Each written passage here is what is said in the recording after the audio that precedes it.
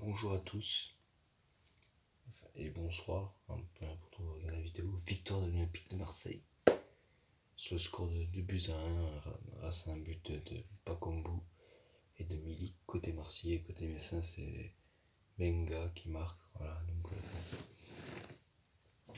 bon, voilà. En tout cas, l'OM s'impose. Match pas facile, hein. Surtout quand le début de match, on se crée pas réellement d'occasion en première mi-temps. Après, malgré le but de Bakambu, voilà.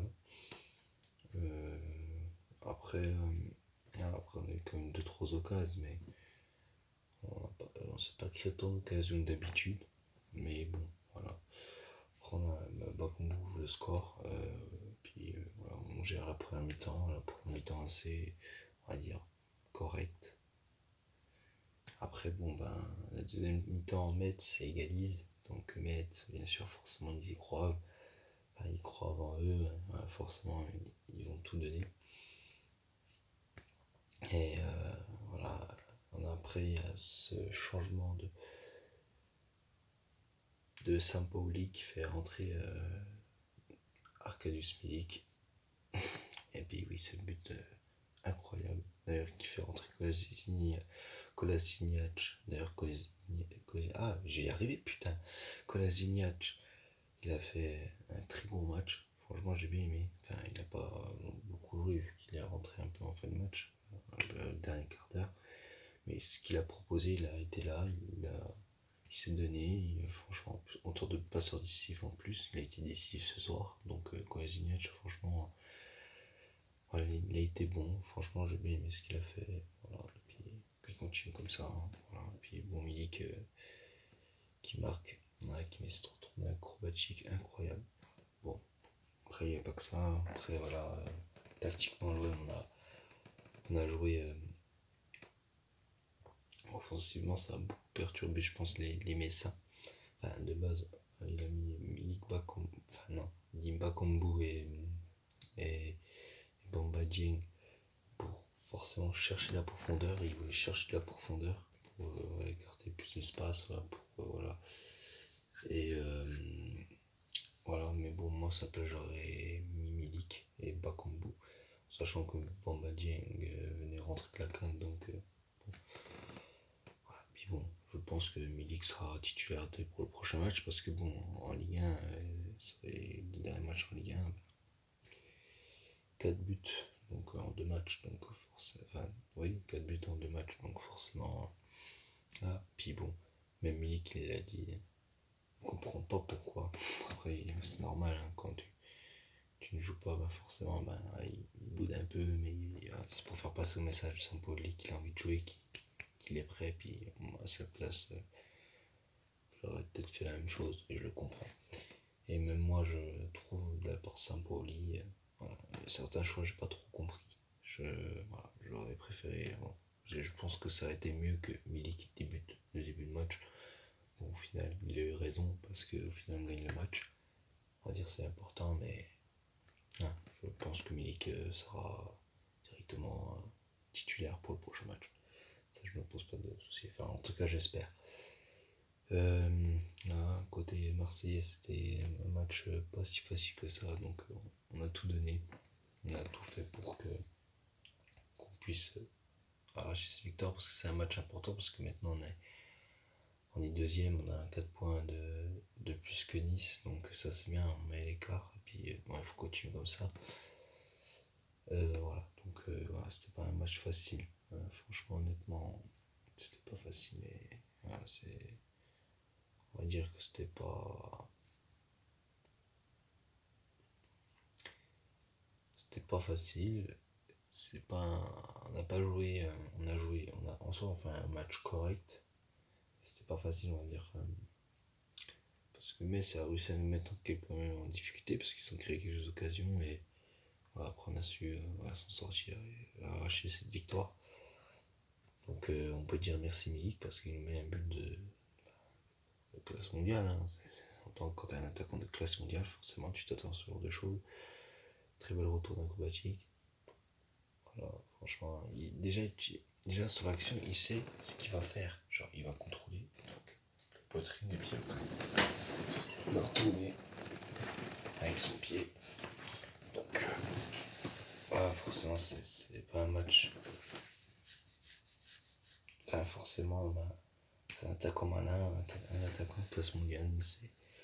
Il sait quoi faire, donc forcément. Voilà. Après, j'ai beaucoup aimé le match de Bakambu. Il a beaucoup proposé avec son jeu sans ballon qui fait souvent de bons appels. Et puis, voilà, bon, après, Bakambu, il a marqué quand même un renard de surface, hein, parce que sous le corner, Payet qui tire très bien le corner. Saliba qui la remet une petite remise de la tête devant la défense messine. Saliba il met la tête là, il tabac combo, il arrive, et puis voilà, ça revient sur lui, puis Bakambu arrive à finir. Voilà, donc voilà, c'était pas. On va dire ce corner là était bien tiré, puis voilà, on a très bien combiné sur le corner. D'ailleurs, sur ce premier but, et puis bon, après le deuxième but, ben, c'est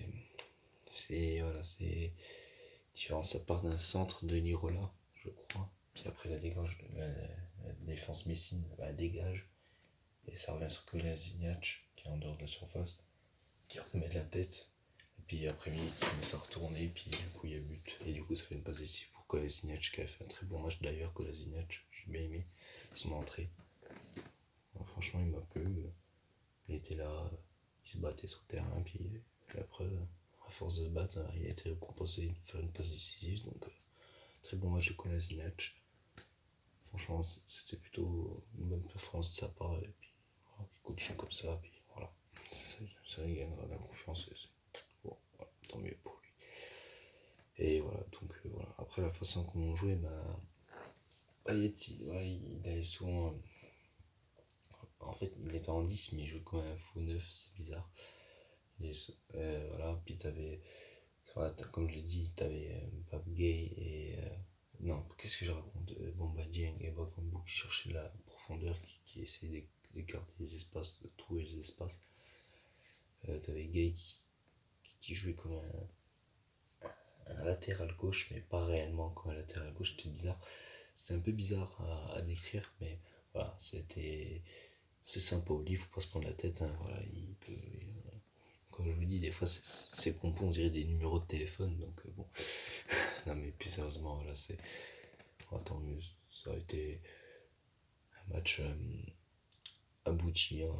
On a fait ce qu'on avait à faire, on a cherché la victoire, c'est le plus important. Maintenant, il faut se focaliser pour le prochain match. Pour le prochain match du championnat, ce sera clairement.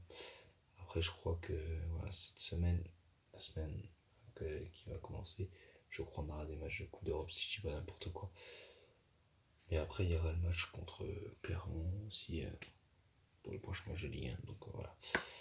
Ah oui, puis demain, je vous fais une vidéo surprise, parce que j'ai quelque chose à vous montrer. Normalement, je reçois demain dans la journée.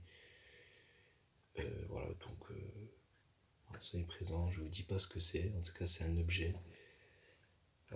Et je vous le montrerai en vidéo. Puis voilà, bon, ouais, c'est ça, c'est juste pour vous informer. Voilà, une petite vidéo surprise qui sortira demain. Que je vous présenterai un petit truc. J'espère que ça vous plaira. Donc voilà. Bon, et puis. Et du coup, voilà, j'ai fini. Après, il y a tellement de choses dans le match de Metz, enfin, dans ce match, que j'ai sûrement peut-être oublié. Bon, n'hésitez pas à me dire dans les commentaires que vous avez pensé quoi du match, et puis on pourra peut-être en discuter, ça me pose aucun problème. Bref, moi c'était Balloman, je vais vous laisser, et n'oubliez pas, demain j'ai une vidéo. Je sortirai une vidéo parce que j'ai un truc à vous présenter. Voilà, juste que je vous donne un indice, c'est un objet. Et c'est pas n'importe quel objet, hein. C'est pas. Je vous présente un vase, non, c'est pas ça, non. C'est du matériel. Allez, moi je vous dis salut et on se retrouve demain pour une nouvelle vidéo. C'était Boloman, ciao.